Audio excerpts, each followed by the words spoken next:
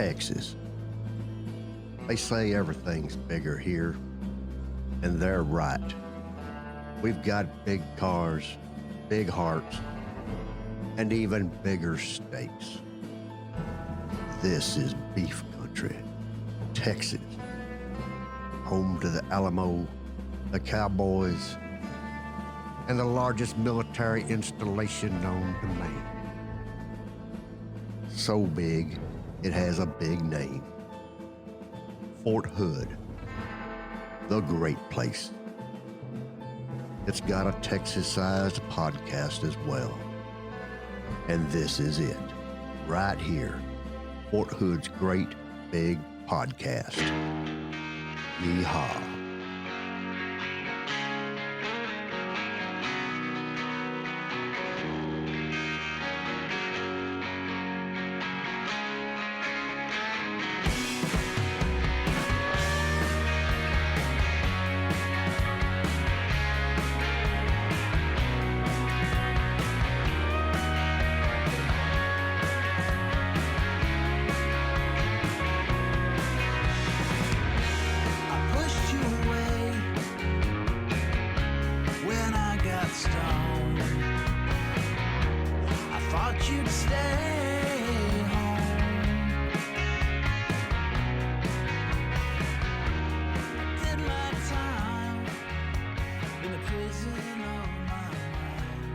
So I learned a COVID life lesson. You did? I did. I attempted to blow my nose. I was wearing a mask. Okay. I did not remove the mask completely. I had to blow my nose. So I moved the mask up, Yes. blew my nose, Uh-huh. and then moved the mask down and realized I had completely missed the Kleenex. Oh, that's bad. Welcome to the Great Big Podcast, Fort Yeah. Hood's podcast and the #1 podcast in the U.S. Army. I am Charlie Mabe. And I am Dave Larson. And Brianna Dew is nowhere to be seen. No. I've sent her a message. Well, I assume that she will pop in the middle of an interview as become her M.O. that's her shtick. Yep, that's her thing.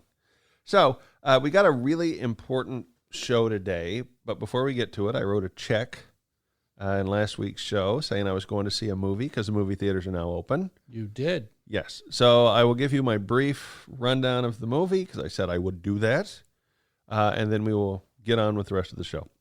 Before you get into what Yes. the movie was. Yes. Tell me about the experience, though. Okay. The social distancing. Did you get the popcorn? Oh, absolutely. So, movies reopened 2 weeks ago. Yeah.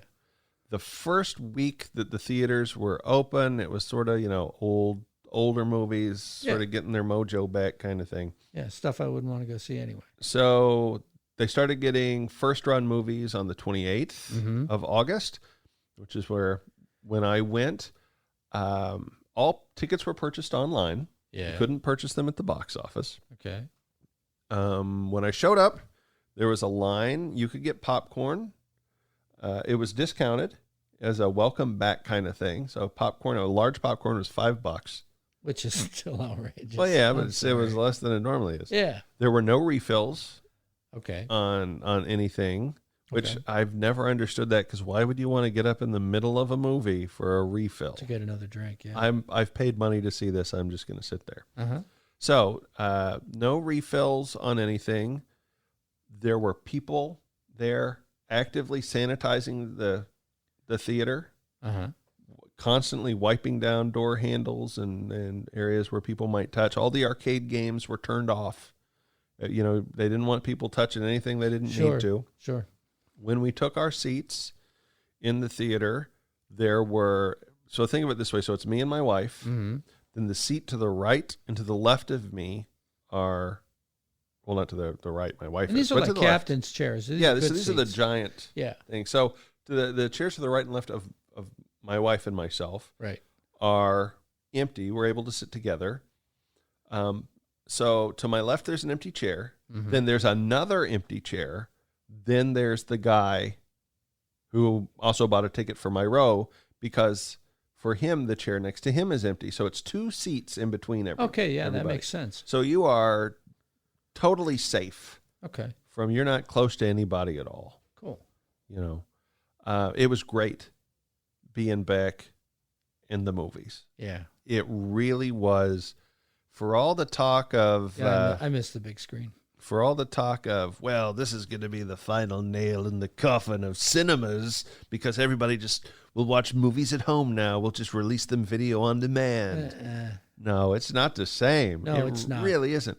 Just seeing the film grain on the, just the movie feel. It's totally different than watching on the TV.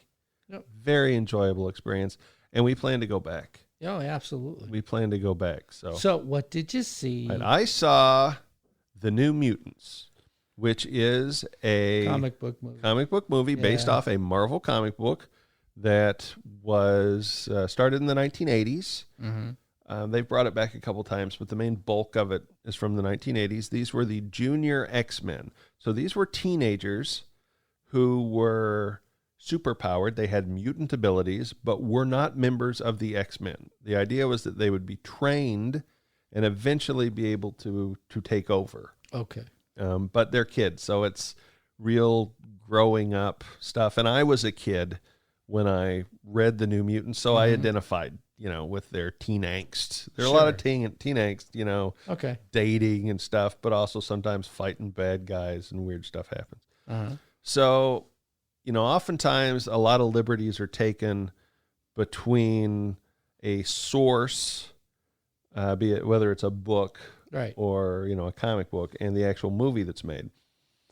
I will tell you that this movie is as spot on that they could have made the comic book as far as the character and feel of it as any comic book movie I've ever seen. Wow. Amazingly high praise indeed. True to the original premise. Okay. Having said that. Here it comes. Having said that. It was directed like it was a TV movie. The cinematography was very flat. Right. And it has pacing issues. It does have pacing issues. So if you go online and take a look at the reviews, it's getting killed. Really? Absolutely murdered online. Yeah. Okay. Just killed. But if you look at the reviews from people that grew up with the comic book, right? So somebody my age, mid-40s, they love it. And I love it because it's the comic book I read on the screen. Right. It's amazing. How did this happen? I never imagined that this would happen. So cool. The characters behave like they behaved in the comic book. But it's not going to win an Oscar. It's never going to win an Oscar. People expect, this is not your typical Marvel movie, which is a lot of jokes, flashy colors, big action sequences. Yeah. This is not like that. It's very methodically paced. And it's people a teen would say angst slow movie. Right? Yeah, they're all teens, so they're going through teen angst. Right. There's only one big fight sequence in the movie. Yeah, that would be a problem for people that are used to the comic book movie. So think of it's One Flew Over the Cuckoo's Nest with superheroes. Wow. That's what the movie's like. So they're all nuts? No, but they're locked in a hospital. Okay. They have all, when their powers manifested, they all ended up hurting someone or killing someone. Oh, yeah. And so they've been put into a hospital to help them until they better understand and have control. But everything is not as it seems. It was pitched as sort of a suspense, mystery, horror take on the genre, and it is. Okay. Kind of. Which is why it's getting panned?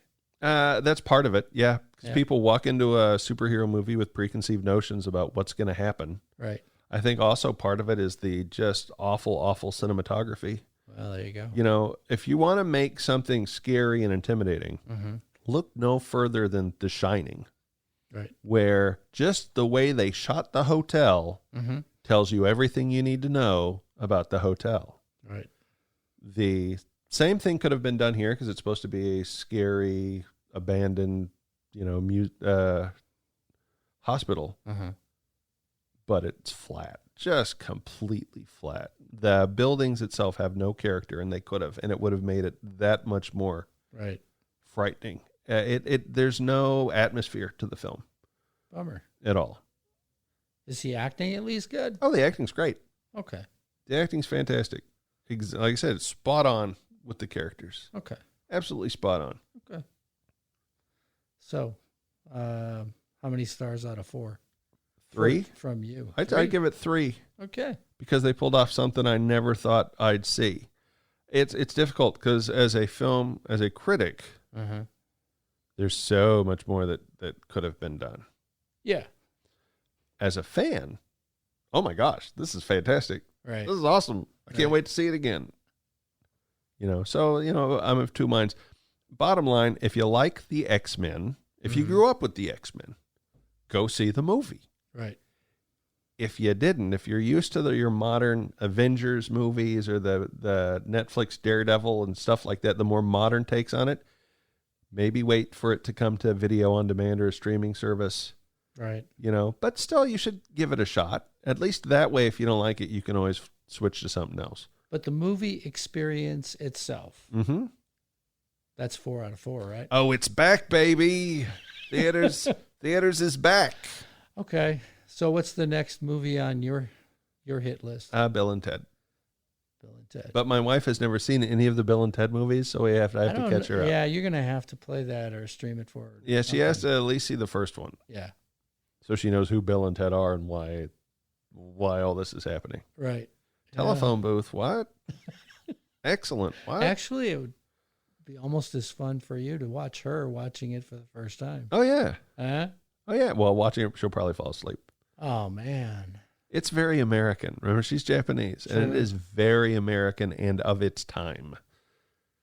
Yeah, I'm thinking if she watches the first one, that's kind of dated, Mm-hmm. don't you think? I'll have to explain stuff to her. So excellent means things are good. Bogus means it's not good. Yeah, exactly. So I'll be explaining that. Okay. All right. Well, now that we've got that out of the way, we move on to something much more important, Yeah. to be perfectly honest. Well, it's okay sometimes. We have to tackle some serious topics. Yeah. Yeah. And we do. Yes, we do. So we have the whole reason why you tuned in to this one coming up right after these messages. Where do you go to get the latest news from Fort Hood, Texas? The Fort Hood Sentinel. And where do you go if you want ideas for things to do in Central Texas? The Fort Hood Sentinel.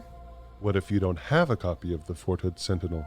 Then I go to my local newsstand and pick up a copy, or go online to www.forthoodsentinel.com. The Fort Hood Sentinel, Fort Hood's premier place for news and Central Texas information, standing watch since 1942.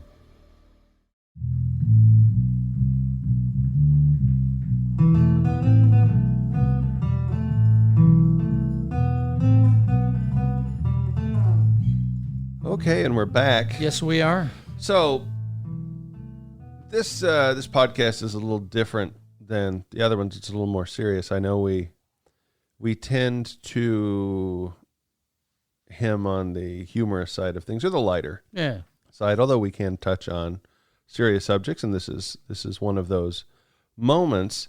But I want to get into things talking a little bit about stress. Mhm. It's something that both you and I Oh, yeah. have experienced. We've both deployed. You've deployed a whole heck of a lot more than me. Yeah. So from your experience, from someone who has been around the world Right.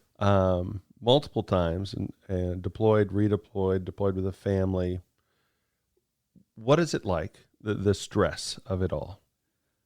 Wow.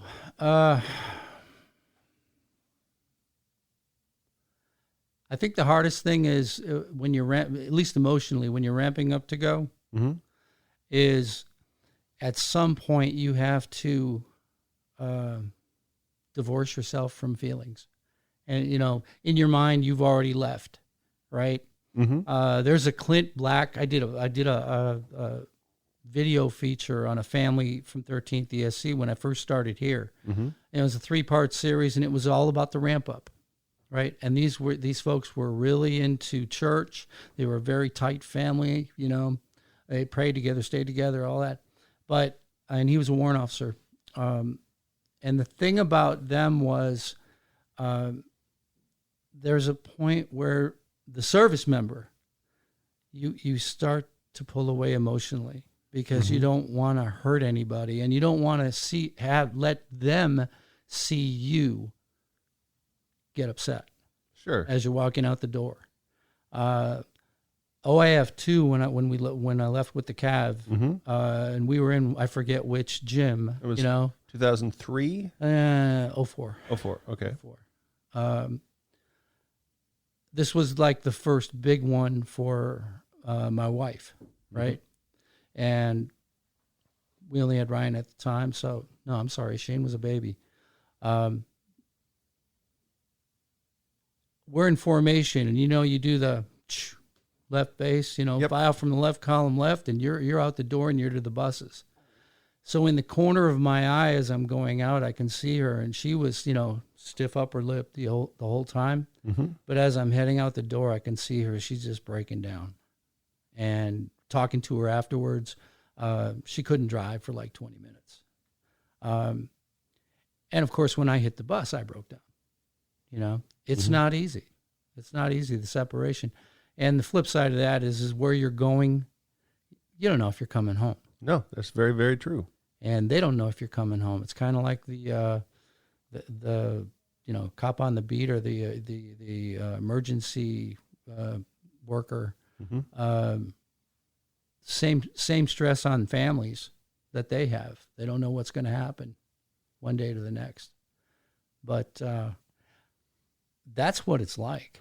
No, and I'll second that. I think if you're a civilian, if you've not deployed to an active war zone, because there's deployments, then there's deployments. Right. You know what I mean?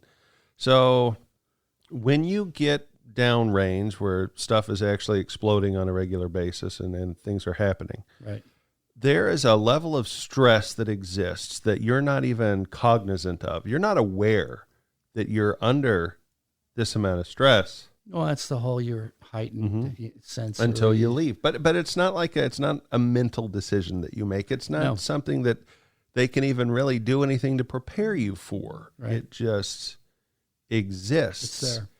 And it's such an odd feeling because it's a different feeling of stress than you get here stateside for something that is a stressful situation. Right. You know what I mean? Right. I'm in an argument. Suddenly I've got to figure out how to pay these bills and balance my budget. And the normal everyday living stress is it's nothing like that kind of stress. It's completely different because that kind of stress is a life and death stress, and it does affect you. And you know how you talked about divorcing yourself from emotion when you leave. Sure. When the stuff hits the fan and you're downrange, you have to divorce yourself from emotion in order to do your job. And that's where, PTSD and everything can come in because you have to take everything that's happening, all this awful stuff. Suppress it. And just put it in a box and shut the door. Yep. And then that opening that door and having to deal with it can really be awful because all of a sudden you're dealing with things that are not happening now, but they did happen. So people around you may not understand because they're like, what are you talking about? Right. But you did witness something, and that creates a level of emotion and stress that once again, I think unless you deployed, unless you experienced it, it's very difficult for you to understand. Sure. And this kind of stress can really eat away at service members. You can have the happiest face in the world in the back of your head. Yeah. It's just this shadow hanging over you. Right. So we've got some people to talk about yes, we do. The effects of that and more here today. Dave, why don't you introduce them? Sure. Joining us today is Kenny King and Jana Melendez. Guys, thanks for coming in. Thank you. Appreciate you. They are the Fort Hood Suicide Prevention Program Managers, two of the three. And it's tell you a story, no names, but a colleague of mine, veteran, 20-year service member, talking about the happy face and, just one of the funniest dudes that I ever met. And about a month ago took his life. The veterans, there's over 20. I mean, there's that program out there, 22, but I think it dropped actually mercifully down to 20. Brianna did the 22 the push-up 22 thing. push-ups every day. I mean, there's a thing on social media, but suicide is a big deal in the military community and among our veterans. So, and September is Suicide Prevention Month. But I mean, both of you weigh in on this. The program, how is it working now, and what is your focus? Well, our main focus here with the Suicide Prevention Program is to try to reduce the number of suicides, reduce the number of suicide ideations and even attempts, not only here on Fort Hood, but also in the local community. Mm-hmm. And we attack that in a lot of different ways. We have a lot of different programs and resources that are available to individuals that we really try to get the word out there to try to make a difference in that. Mm-hmm. And working with Miss Janin, working with Miss Bright, and everything that we do, it's a collective effort. And every day we come in, we have to realize that the things that we say, the things that we do, we have that potential to affect someone's life in a positive manner to try to reduce those number of suicides. Mm-hmm. Jen? Right, because, like you said, suicide is a big issue. And for us, one suicide is one suicide too many. Mm-hmm. So we want to do everything that we can to kind of equip, people to be helpers, people to feel more comfortable with having those difficult conversations, people to allow people to be able to, recognize those warning signs, or when you see someone who's experiencing, the multiple deployments, relationship problems, increased stress, financial difficulties, like be able to pick up on that and take those opportunities to, step in and check in even more so than they were doing before, because they know that is something that puts someone at an increased risk for suicide. And it's just, I don't know, it's disheartening hearing that this is something that happens, and not only in the military, but nationwide, tens of thousands of suicides are occurring every year, and globally it's almost 800,000. So it's just, it's hard, but we're doing what we can, and we're happy to be able to help the community as a whole. Definitely. So, It's hard for me to mentally understand what would lead someone to get to the point to say, I'm done with this. I don't want to exist anymore. It's more than just saying, I'm going to move to a new city, or I'm, next to this job, I'm moving on. It's existence is over. Yes, definitely. So when someone comes to you, what do you do? Walk us through the process. What are the steps? Well, it depends on, what the person is going through, their comfort level. We're able to pick up on certain things that other people might not know or, recognize. We like to say that people may give you an invitation. So if someone is, talking about suicide or showing those, warning signs, they're maybe reaching out for help without saying openly, I need help, help me. I'm having these thoughts that I don't know what to do with it. I'm thinking about suicide. I have a plan. And so you just want to be able to ask, that is one of the hardest things, because there's two options, right? When you ask a question, yes or no. And so a lot of people may be hesitant, because if I ask someone, are you thinking about killing yourself? We tell people to be direct. If they say yes, what next? Some people think I don't know if I'll be able to deal with that. Do you think people don't ask the question because they don't want to hear the answer? Of course. I think a lot of individuals, when it comes to that realm of dealing with an individual that may be at risk of suicide, it's always that question, what next? Now, I've asked that question. Now everything is on me. What do I do? And what we teach in a lot of our programs here on the installation is that we just need you to ask the question, because there's a wealth of resources that are out there for that individual, where you don't have to feel like you're the only one and that sole responsibility falls solely on you. And so what we want to do is we want to create something within this local community that's much like a fishnet.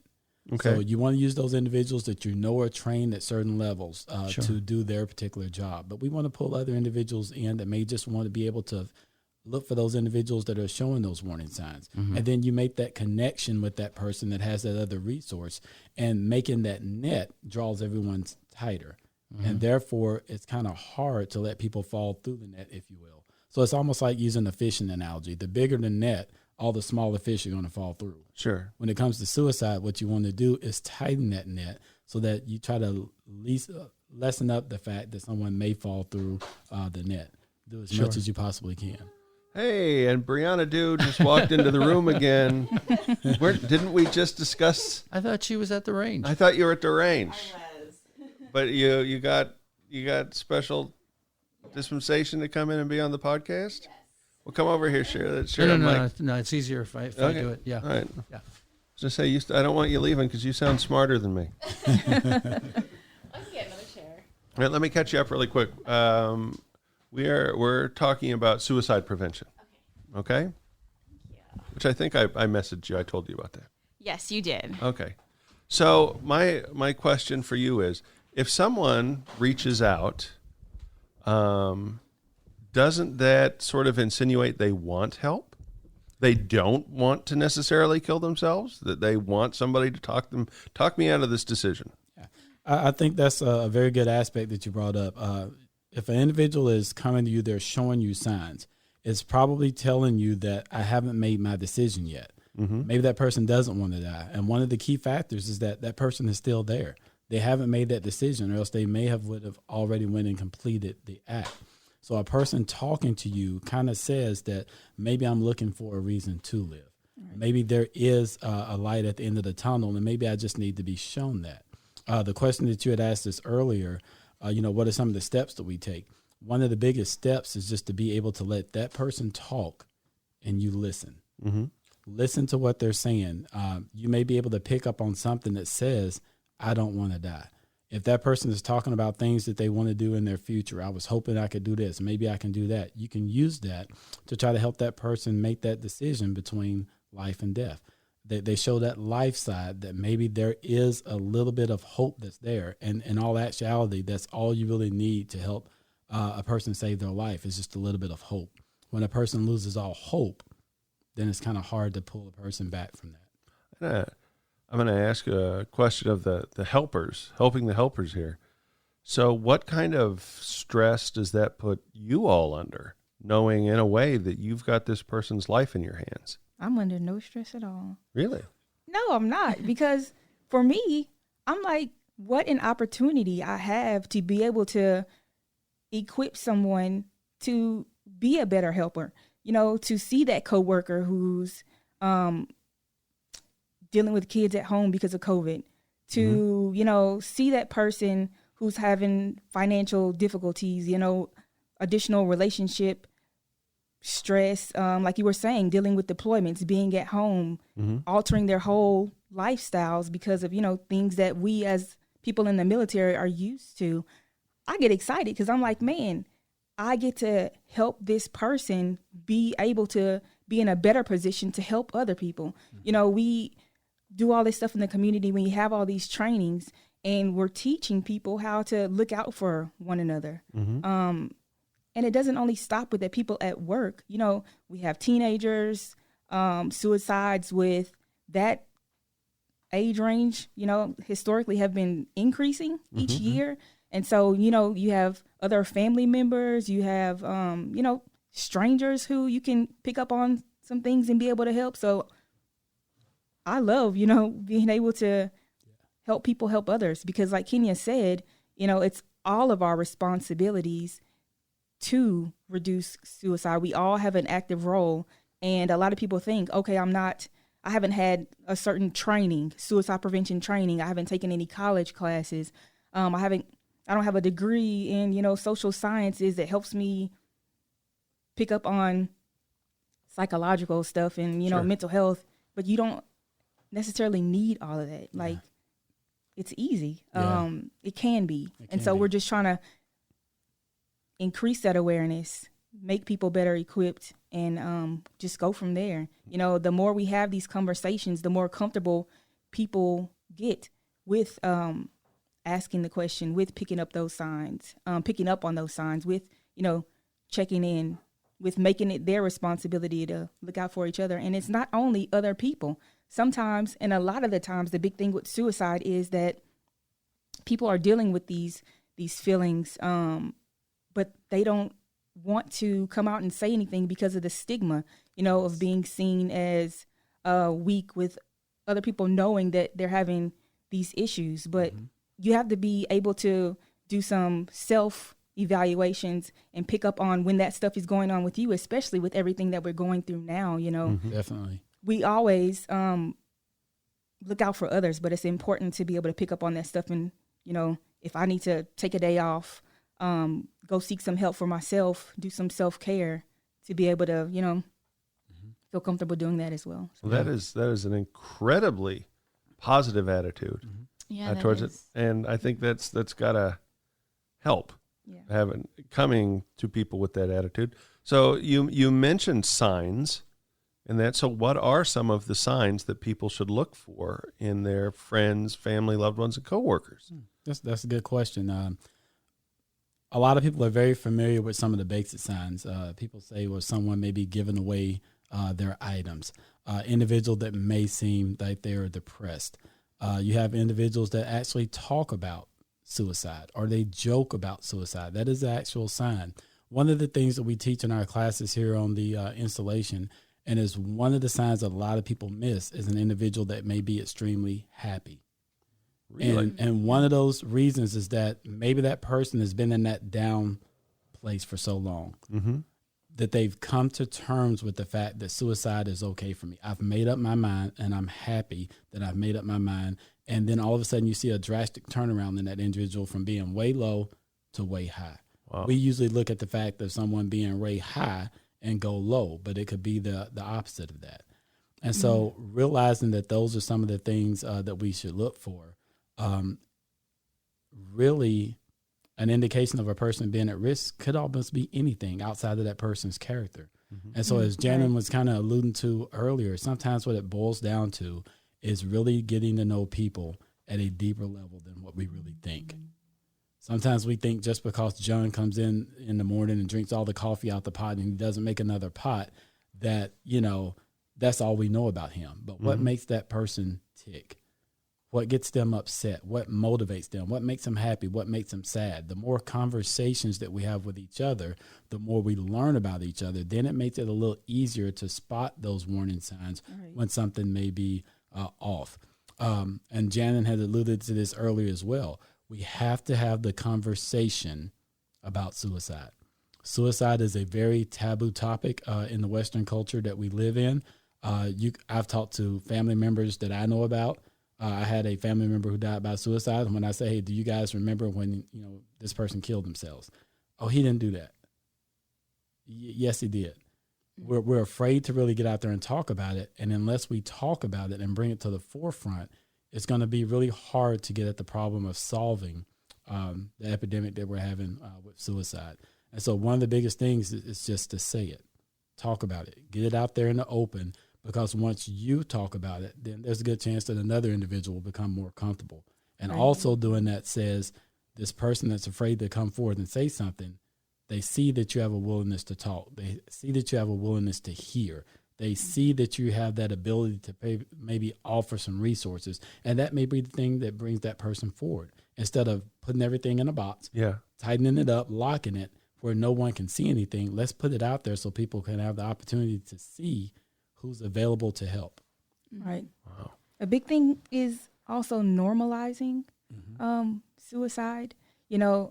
I say in some of the briefings that we do that we often think of, situations that we hear about, whether it's someone that someone in the news, or some celebrity that you don't know, but you feel like because you're a fan. We're like, oh my gosh, that's terrible, that's awful. I feel so sad for their family. You sympathize, you empathize, but you don't really think that suicide is something that you will have to deal with personally. That it can't happen to you, that it won't happen to you. You know what suicide is, but it's something that happens to other people, right? And just like, if you're a runner and you have a knee injury or a foot injury, we break our bones, we, sneeze, we get colds, we go to the doctor. Like, we have to realize that suicide is a viable option for some people. Some people will never go that way. Some people might go that way, but it's something that we have to get comfortable with. Like Kenya was saying, like, if we just think that it's something that happens to other people, and not us, like, how much will we really be able to help? Because it's kind of like distant. You can't touch it. You can't feel it. But the more that we realize as humans, we are in these situations and these circumstances that, some we are prepared for, some that we aren't. Suicide is basically when someone is at their breaking point. And as humans, that could be any one of us at any time, and especially with this coronavirus thing, that's going on. Yeah. It's like so many uncertainties. We're dealing with things that we never had to deal with before, grieving in ways that we have never had to, we're used to going to funerals, being able to be at somebody's bedside at the hospital, being able to travel to comfort and support family members and friends. Like, we're experiencing financial difficulties. People are losing their jobs. Parents are stressed out because the kids have been at home since March or April. Like, we love each other, but like, how much time can you really spend, with one another? You people get on top of each other. You get on people's nerves. You need a break, but you can't go on vacation. Can't leave the country. Like, I was supposed to be in Italy with my girlfriends on a trip this summer. Can't go there. We're supposed to be in Florida last month. I'm not going there. The numbers are up. Go there. And so it's like, where we can go? We can go on a walk around our neighborhood like we do every single day. So have you seen have the suicide numbers gone up since COVID started? Has there been a correlation? Here on the installation, the numbers have not gone up. Okay. I did see there from a national standpoint, and I won't say national, in some states, there were some suicides that started to spike there, especially within the healthcare field. A lot of individuals that were on the front lines, and if you're thinking about the things that they're seeing every day, they want to save someone, and they're not able to. Or they see deaths over and over and over again, and then they can't leave the hospital to go home to be with their family and friends because of the job that they have. So once again, everyone's locking everything up in a box. One of the things that you guys had opened up the show with is to help us to understand this thing with suicide. Help us wrap our mind around what would get a person to that point where they would take their life.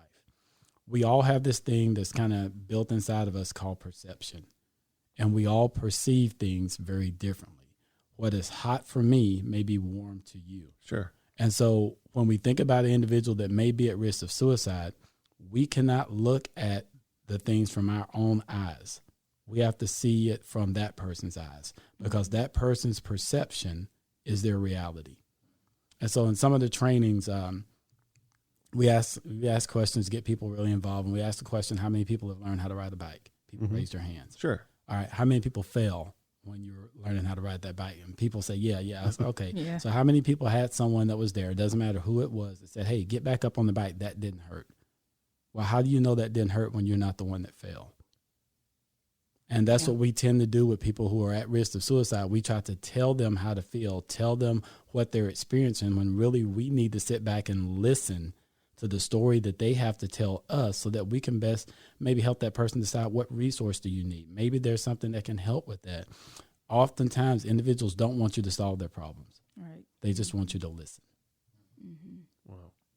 So, Brianna, I'm going to breach a subject, and if it's not cool, you just say, and I'll just cut this out of the podcast. Yeah. And that is, I know you've had a brush with suicidal thoughts Yes. in the past.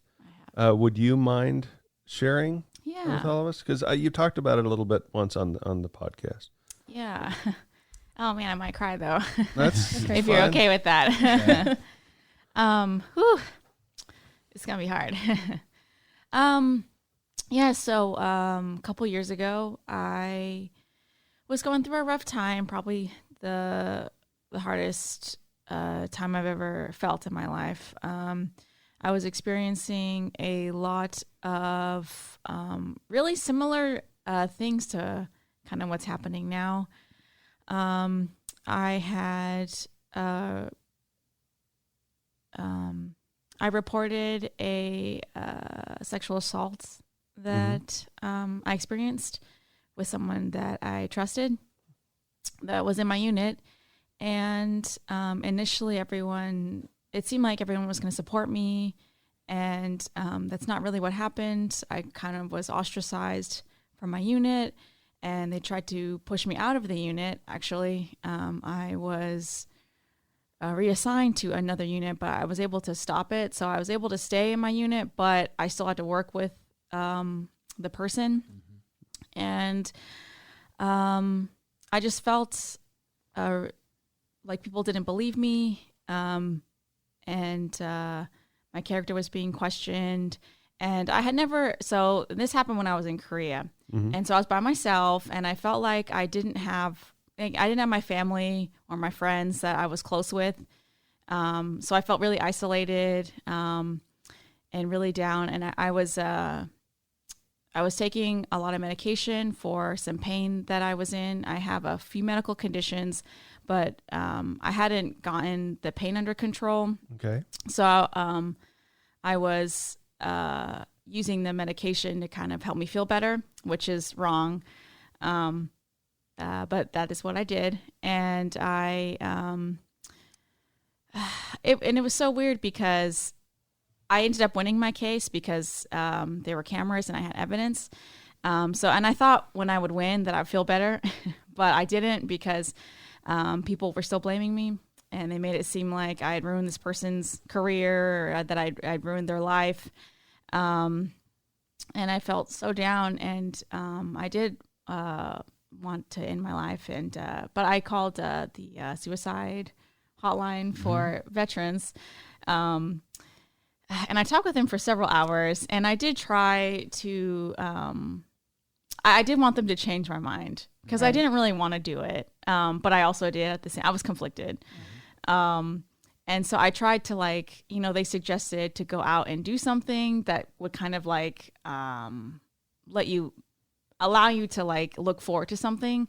So I was like, okay, let me go shop because I like to go shopping, right? Like most girls, right there with you, right? So I was like, maybe if I find a cute outfit that I can wear in the future, that'll make all these thoughts go away, And I spent all day and I bought a couple things, but I still felt so empty inside, and I just felt like nothing would fill that void, like that darkness I was feeling.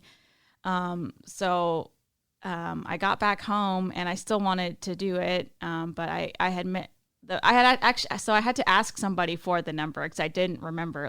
I usually had the card on me, but I lost it.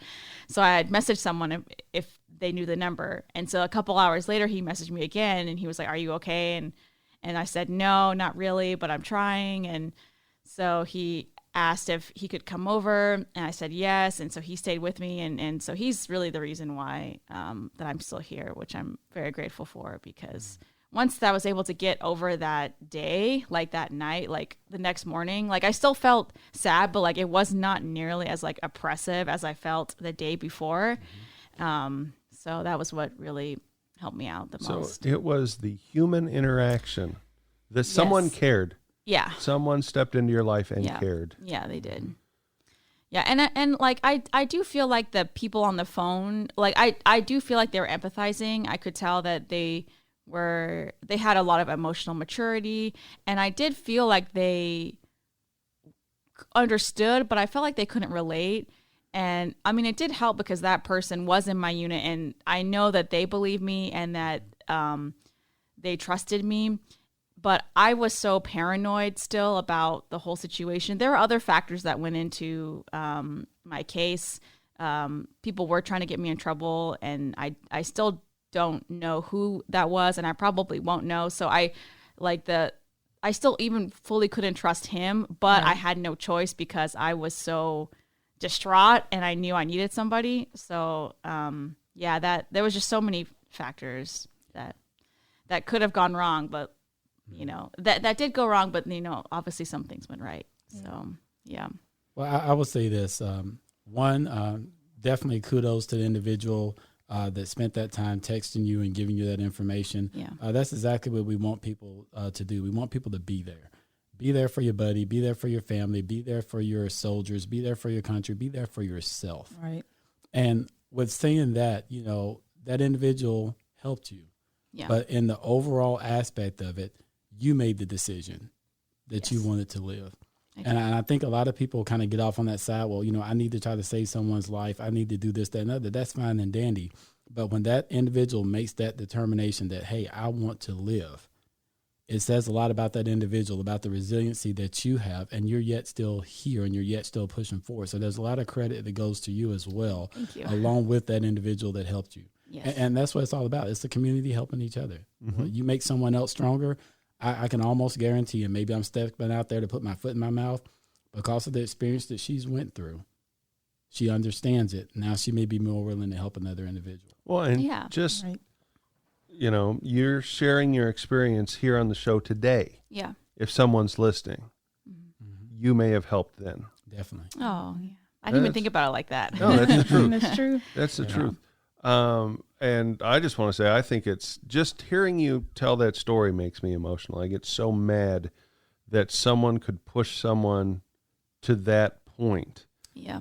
I'm sure no one intentionally thought they were doing that, but that just makes it apparent that we need to be cognizant of our own actions around each other, because just like you said, you need to be able to know someone to recognize the signs. You need to be able to know those around you to know if maybe what you're doing is not the right thing, if that makes sense.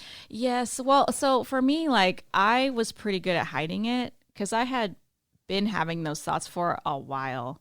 But I didn't want, like you mentioned earlier, I didn't want to appear weak or, unstable, things like that, because I was still trying to, put on that front that I was okay. And, other things that were affecting me, like, I'd walk into a room and people would stop talking, or like people were avoiding me and things like that. And so I felt like even the people that knew me couldn't even notice it, which is why I think so many people, don't see the signs, because, I've been there and I feel it's easy to hide. For me, it's easy to hide my true emotions, especially when I'm at work, because I try to separate, into work mode, and then when I'm in my relaxing mode or my normal mode. So I feel like it can be difficult, and I feel bad when people blame themselves if someone does choose to take their life and they didn't notice. I feel like if it's that person's decision, then they will still do it, and it's really not on them, you know. Well, that's when we can talk about risk factors, right? So we touched on warning signs. So let's discuss some of the risk factors. Okay. So if you, I always say that there's people like me who are social butterflies, who are outgoing. Like, if something's going on with my kids at home, I'm going to tell you about it. I'm walking in, they're like, oh, how are you? And I'm like, I'm tired because those kids kept me up last night. Let me tell you, I'm looking forward to Saturday because I'm going to sleep in. Yeah. And then there's other people who, more introverts, don't feel comfortable with sharing their business, and that's understandable. That's okay. But when we know that people are going through, certain situations that can make them more at risk, we should take those opportunities to, check in with each other more. In your case, would have been, hey, I know this stuff is going on for me. You know, I would have approached it like, I want to make sure that you know that I want you to be okay. If you need someone to talk to, I'm here. I'm going to, you know, check on you. I'm probably going to start to get on your nerves because you're going to be like, this girl keeps on calling me. Yeah. Yeah.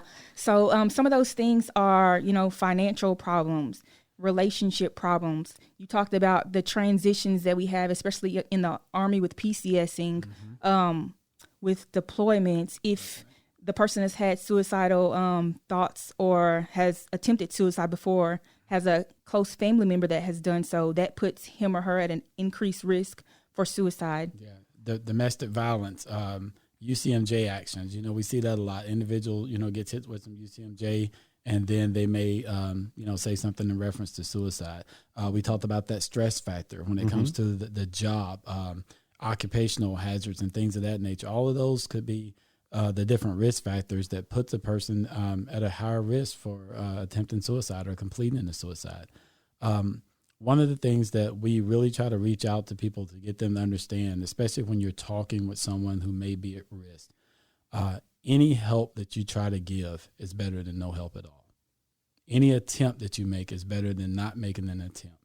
But one of the things we want people to understand is there's a lot of things out there that we say that we believe in that could cause more harm than good to some individuals. So when you hear the cliche that suicide is a permanent solution to a temporary problem, people's like, you know, I wholeheartedly believe that. There's nothing that you can't get over. You know, once you do it, that's it. Yeah. And you're absolutely right to a point. When a person makes the decision to suicide, you're not coming back. It's over. The part that we don't pay attention to is that temporary problem. Every reason that a person may have to think about suicide or to even complete a suicide may not be because that problem is temporary. It can be very permanent. Because remember earlier I said that a person's perception is their reality. And so for us to say that that problem is temporary, it may be temporary for you, but that's not temporary for me. You know, you get divorced and you say, I can move on with my life. I get divorced. That can be the thing that just rots my world. And so we have this thing that we call intent versus impact. Okay. The intent of you saying that is that, hey, I really want to help you. Let me help you try to get over this. But the impact that it has on that individual is really saying, you just minimize my problem. Instead of really listening to what I'm going through, you minimize it to say, hey, it's going to be all right. Don't worry about it. We'll get you through this. When really I need to speak about my problem because it's bigger than what I think it is. You see it as a molehill, but I see it as a mountain. My thing would be to come in and say, okay, how can we conquer that mountain? How can I assist you to maybe we make that mountain a molehill and get past what it is that you see? And it may be a permanent thing for that individual, but they may see it on the other end once they come out on the other side that, hey, that wasn't that really that bad. Because all too often, I think we've all probably experienced this when something happens right at the spur of the moment, it looks a lot worse than what it really absolutely. is. Yeah. Right. Yeah. Absolutely. And that's that perception thing again, right? Right. What's so you have two rocks, right? I give you the rock. You say, oh, you know, you go to the gym 5 times a week. This rock isn't heavy. The rock is, both of our rocks are 8 pounds, but I never worked out a day in my life. So you're just like, oh, give me 5 more rocks. Come on. And I'm just like, man, I'm sweating. Like this rock is heavy. Like I need to take a seat. I need some water. And so same rocks. No, different ways to, I get that. You know, when I was running a company, there would sometimes be unforeseen things that would happen. And all of a sudden it would just seem like, well, that's the end of the company. That's, that's it. And I'd say that verbally. Well, we're done. You know, go walk around the block a couple times, let it sink in, let it think about it. I'd come back and I'd say, no. Here's how we fix this. Yeah. You know, here's my solution. So it is about perception and I think a little bit in time too. I think a lot of people who aren't in the military don't understand is while the military is one big community, we're all united by a common theme and experiences. Yes. A lot of people, when you join up and then you go to a duty station, it doesn't have to be overseas. It can be in America, but you've got a safety net where you lived, be it friends or family or what have you. And then when you go to a new duty location, let's say Fort Hood, your family's not there anymore. Right. Your friends aren't there anymore. So when you get into stressful situations, suddenly your safety net is gone and it's just you, especially if the stressful situation is work related. Right. Because let's face it, that's probably where it's going to be. And there's maybe somebody in your office, maybe you guys just clash, or maybe you just feel kind of lost because there was a team effort, a team that was already built up, and now you're thrown into the mix and nobody knows you and nobody trusts you because you're the new person. So the Army has unique stresses like that. If for a civilian, you got to imagine that you picked up and wherever you live right now and just moved across country, and the only thing you had to do with your family now was via phone calls. And anything that came up, money problems, whatever, you were on your own. That is a tough situation. And that's why it's important to remember that even when it seems really bad here, even when you just don't know where to turn, there's people like you that are just waiting. You are there for them. Right. So if someone needs to get in touch with you, how do they do it? Oh, they can always call the Suicide Prevention Office. The number there in my office is 287-0640. If for some reason an individual is not able to get a hold of us, because we're not always in the office, a lot of times we're at units and schools doing different activities and trainings, they can always call 287-7575. That is our headquarters office, and they can try to get a number to us, or they can call 287-CHAP. That is the 24-hour hotline here on the installation where the chaplains are monitoring that. And those individuals can always call there, speak to a chaplain, and then maybe that chaplain can get them onto another resource that they may need, i.e. MFLAC, or maybe try to get that individual to behavioral health or to the emergency room or any other medical resource that may be provided as well. And calling a chaplain, they're not going to jam religion down your throat. No. They are there to help you, to listen, to understand, and to guide you. Mm-hmm. So don't worry about that. Right. Definitely. And so I really want to take this. So somebody's having these thoughts and they contact you. Let's say that they, at the end of the day, needed a little more help than you can provide. Like, let's say they needed to go to Cardamsey, the little hospital here, to sort of get next level help. Mm-hmm. What happens there? Do you know? Wow. It all depends on the situation. If an individual calls us, first of all, what we will tell individuals is that we're not a hotline, but we are there to assist if need be. We will talk to that individual, try to get as much information as we can. If it's a soldier, we will try to get information to his to where his unit is at, his first line leaders, so that they can intervene and get that individual, and then try to get them to take them to Cardamsey or the behavioral health office, embedded behavioral health in the units, and then they can take it from there. Okay. Can't really speak to the process that goes on while they're at behavioral health or at Cardamsey, but I do know that there are individuals that are there that are just as caring as the suicide prevention program is, that is willing to do what it takes to help, those soldiers see a different light, if you will, outside of that. One of the things I think we really have to let individuals know is just operate within your role.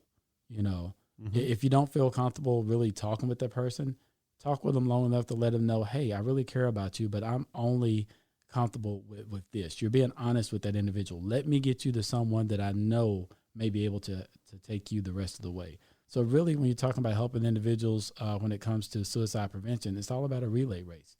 You don't run the whole race by yourself. So even us, we're very highly trained, skilled individuals. Some of us are counselors, social workers, mental health workers in the suicide prevention office. But with that, we want to do our role and then get that individual on and do a battle handoff with somebody else. So that way everything doesn't fall upon one individual. Everyone takes an active part in helping that individual hopefully save their life. Great. Dave, I know Brianna stole the mic from you. Do you have anything? No, I mean, the perception is key. We talked about COVID and how it was affecting the folks out there, and not so much here. But how has COVID affected your operation, your ability to train and go out among the units and do your thing? It's affected us in a lot of different ways. Some of the trainings that we would normally offer on the installation, we're not able to offer those right now because of the spacing requirements. Right. The training center that we had, they had to close it down. We were not able to get the 6-foot requirements in there for the large number of classes that we have. Sure. The same thing as far as going out to the units. We want to be out there with the units and doing the training, but with the 6-foot social distance and doing the temperature checks and things of that nature, if all of that is not in place, then, we don't want to put ourselves at risk, and we definitely don't want to put the units at risk for passing this COVID on. So some of those things have been nailed down. We are really reaching out to our DA civilians for their annual requirement. We do have Palmer Theater that we were working at, giving suicide prevention and awareness classes. Extra large facility, we can only have 50 people at a time. Everything is socially distanced out well beyond the 6 feet. So you got to work around. And we have to try to work around it. And right now, I'm working with Ms. Melendez and Ms. Bright, along with other agencies on the installation, to see how can we come up with something where we can still be able to provide this training, because suicide is not going anywhere. It doesn't have a face on it. It doesn't have a color to it. So we have to actively stay after this. And a part of our program is always being proactive rather than being reactive to suicide. Right. Outstanding. Well, I want to thank you both for stopping by today. This was heavy. Yeah. It was heavy, but very important. If you could give out those numbers one last time, so that, people, maybe they didn't catch them the first time around. One of the first numbers I want to give you, if for some reason you're just in dire need and you really need some help immediately, we ask you to call the National Suicide Prevention Hotline. That number is 1-800-273-TALK. 1-800-273-TALK. Also, the Suicide Prevention Office, if you need any type of training and if you need some type of assistance, that is 254-287-0640. Or the chaplain hotline here on the installation, 287-CHAP, 287-CHAP. All right. Well, thank you so much. Very good. Hopefully, if you're out there and you're hurting, you're able to reach out and get the help you need, because we want you to stay around. We don't want you guys going anywhere. Definitely. And know that it's okay not to be okay. Yes, definitely. And with that, we'll pause for a little commercial message, non-commercial, it's BSA, and be back with some final thoughts. 8, 9, 10. Crikey, here goes another one. Hey, what do you think you're doing? I'm trying to work out here. Oh, what you are. But so is everyone else, mate. Just get out of the way and let me put these weights back. Now, that's just it, mate. You gotta be real careful about how you do that, boy cracky. Because the next thing you know, someone will be right behind you. You won't even see him coming. They'll sneak right up on you. And if these weights aren't in the right place, well, they just might bite you. Thanks, Outback Jack. I didn't realize the dangers of my actions. Now I know the proper weight placement isn't just an option. It's the right thing to do. Oh, champion. You've got it now, mate.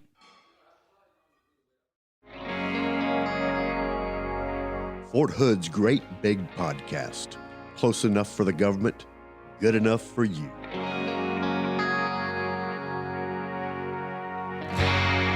Coming on strong on a Monday. I feel so low. Won't be long. Okay, and we're back. And Brianna, before we go any further, I want to really thank you for sharing your story. I know that can't be easy, especially in a national platform like this. But no, thank you. Because seriously. Yeah. And I do want to bring up the fact that you walked into the show again. Yes. 3 weeks running now. 3 weeks in a row. That is, we joked last week. It's her shtick. Yeah, and now it actually is. Yeah. So, but we thought you were supposed to be at range. You were on range patrol. Yes. So what's up? Did you get a special thing? Well, it got canceled today. Oh. So no paddle for you. Too many cows? Yeah. No, there were less cows in the evening, but I think people were just tired at that point. Well, you know what they say: cows in the morning, soldiers take warning. Cows at night, soldiers delight. Take flight. Take flight. Yeah, whatever. No, that'd be Air Force. Oh yeah, that'd be Air Force. Yeah. No, this is beef country. That's true. Oh, yes. Texas. That's right. That's right. How's the range going? Have you ever run a range before? No, this is the first time. So what's the band the has run experience a range. like? It's strange. Is it musical at all? No, there's not a shred of music out there, except maybe the cows singing, mooing to us. Softly mooing. The difference, from the distance. Range. So there's a little bit more than I was. So it's about the level of preparedness I was expecting. Just not knowing what fully goes into opening a range, maintaining it, closing it. But it's a little bit easier than I was thinking in my brain. But you still have, I think you've developed a level of respect for those that have to. Oh yes, for sure. It was eye opening to be like, wow, you have to make sure this is going, and you can't run out of this at any time, and just little bitty things here and there's there. a lot of safety concerns for soldiers and cows. Yeah, yes, for the cows. I don't know if you guys saw it, but if you go to the Fort Hood broadcast operation page. So you're going to have to go to last week. Which is now home to the podcast. Yes, that's the new podcast page. So if you're still going to the old page and going, what? Where is this? There's no updates. Yeah, that's because we're not there anymore. Yeah. But if you go there, there's a video that the band shot of Brianna discussing about chasing cows off the range. So go watch that. If you haven't seen it, watch that. Could have had a lot of free steak. Yeah. Yeah, you could. But, anytime a cow gets its wings, so to speak, on Fort Hood, we do have to pay the farmer that owns the cow. They're not Fort Hood cows. They're actually owned by people. Yes. Yeah. So. And we have to pay hypothetically also. Hypothetical cow? Yes. What does that mean? So not only does the Army pay for the cow, they have to pay for the cow's potential future offspring. Ooh. Yeah. Wow. So we're paying not only for the progeny. That's right. Yes, even though they didn't, the potential. So it's kind of ironic that we're paying double. So the lesson there is don't hurt the cows. Yes. Right. That's right. Be careful with the cows. Because people do. I got a phone call once at my desk, and it was some guy, and ringing, hey, Charlie May Public Affairs, how can I help you? Mm-hmm. And what happens if you accidentally hit a cow? You asking for a friend, sir? Or, yeah. So, you do have to be careful. Fort Hood's a big place. Mm-hmm. There's free roaming cattle out there. You'll see the signs. Yep. If you drive a lot around. of land, yeah. So, well, I think that's about all the time we have for this week. This was a heavy show, but a good one. It's been real. Mm-hmm. Yeah. It's important, though, to have those difficult conversations. No, it is. It is. And that's what, I don't want to toot our horn, but I'm going to. Yeah. That's what I like about the podcast is, we try to be as absolutely real as we can. Right. We try to have those hard conversations because it's, like you said, it's important. Well, we will see y'all next week. And until then, stay happy and stay safe. Just on the travel, though I know with a broken heart.